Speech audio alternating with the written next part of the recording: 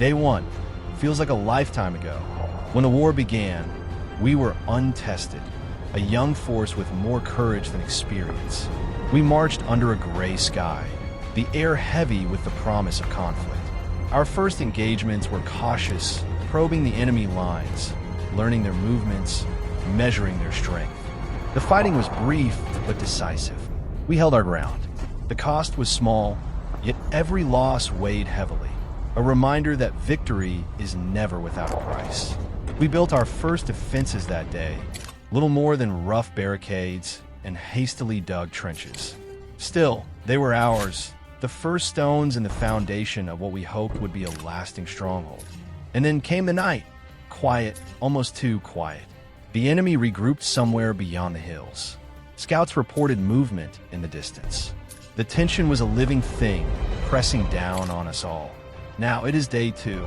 The sun rises over the battlefield, casting long shadows across the churned earth. Our morale is stronger. Our position is fortified. But the war is far from over, and every man here knows it.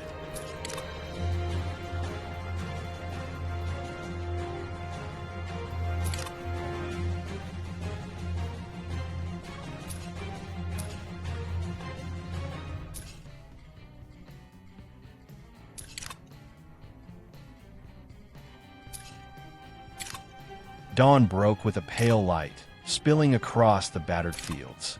The morning air was cold and sharp, carrying with it the faint scent of smoke from yesterday's skirmishes. In the stillness, every sound seemed magnified. The creak of leather straps, the low murmur of sentries changing watch, the distant caw of crows circling above the trenches. Our scouts returned from the hills before first light. Their reports were cautious but optimistic. The enemy had withdrawn from their forward positions, retreating to higher ground. Perhaps to regroup, perhaps to lure us forward. We spotted faint movement beyond the tree line. Supply wagons, slow and heavy, trundling along the muddy roads. The enemy was reinforcing, yes, but they were also vulnerable. In the camp, morale was rising. The men spoke more freely, laughter breaking through the usual whispers. Rations were shared more generously, and the work of fortifying our position continued without pause. Even the wounded found the strength to lend a hand, dragging timber, stacking sandbags, tightening the barricades. The sun climbed higher, warming the frozen ground. It was as if the light itself carried a promise that today we could push forward, seize the advantage, and perhaps begin to turn the tide in our favor.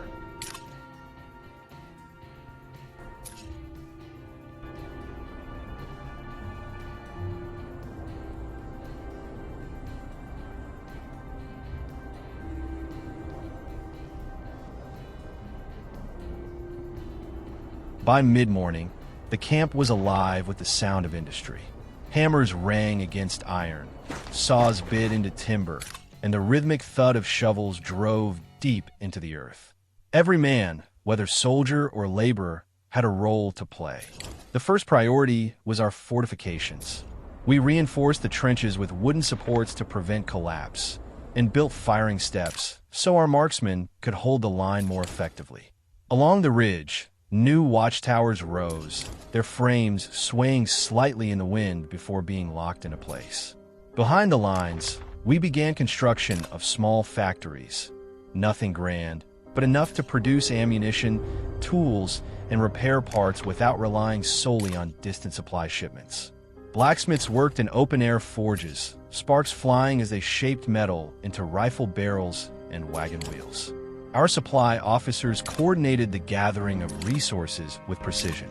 Timber from a nearby forest, stone from the quarry to the west, and iron salvage from the wreckage of enemy machines. Even broken weapons were stripped down for usable parts. Nothing was wasted. The lifeblood of our war effort, the supply lines, was strengthened. Couriers rode hard between outposts, relaying orders and carrying urgent supplies.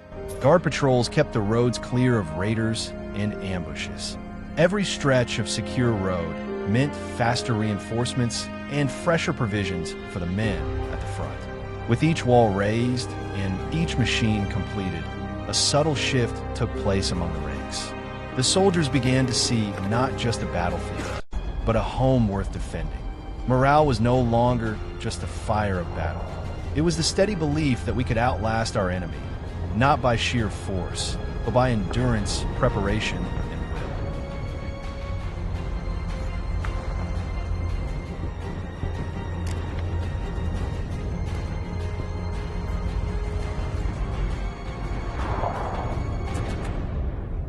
By midday, the Council of War convened. Around the great wooden table, maps lay scattered, marked with pins and red ink, the front lines of our struggle. It was here in this smoke-filled tent that we welcomed a new face to our ranks. He came to us not with boasts, but with quiet determination. His uniform was worn, his weapons modest, the mark of one who had seen hardship, yet refused to yield. Our scouts spoke of a small but loyal band, veterans in spirit, though few in number. His strength lay not in sheer power, but in adaptability, the ability to survive, to learn, to endure. And yet, his inexperience in large-scale warfare was evident. He had never commanded more than a single front, never faced the relentless tide of a seasoned enemy. Still, we embraced him into our coalition. In this war, unity is worth more than gold. Plans were drawn, strategies laid out. He would hold the eastern flank, guarding the supply routes. Our artillery would cover him, and in time, he would grow into the commander we needed. As we parted that day, I saw in his eyes the same fire that burned within us all, the belief that together we might yet turn the tide.